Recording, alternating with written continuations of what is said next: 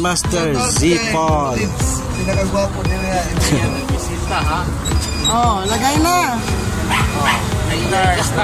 Victors. Siyempre dito tayo ngayon. Mulye Luni. Siyempre kasama namin ang Team J4P. Team Just for Brand. Si Ramon. Si Sermon. Si Boss Mac.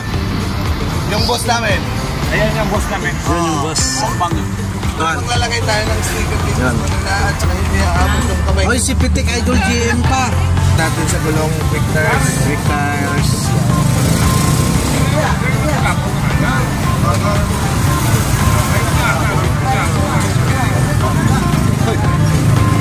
Victors, tayo na. Yung sama pala namin si Squad, syempre. Isko Moreno.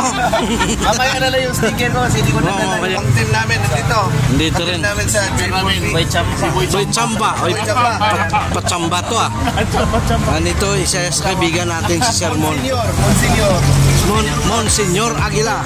So, yun nga mga sir, siyempre dito kami ngayon, Motolibs. Pigadong sosyal nilagaan and resto bar. Dito kaya Motolibs.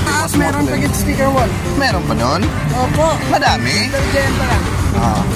Pitik Idol GM. Pinakamalupit pumitik. Isko. Squad, let's go. Let's go. Oh, meron. Tsaka siyempre Motolib, dahil mahal ka namin, maglalagay kami ng sticker ng J4P. G4P dito. Dito na. Dyan lang. May tabay pala ako. Team G4P. GP4. Idol Motolibs, ano yung mga specialty mo dito? Meron tayong nilaga, sisig, batsoy. Pero yung batsoy natin naubos na. So ipapatingin mo yun sa amin. Yes, nilaga, at saka pata. Udas! Meron din kami dito mga minasal.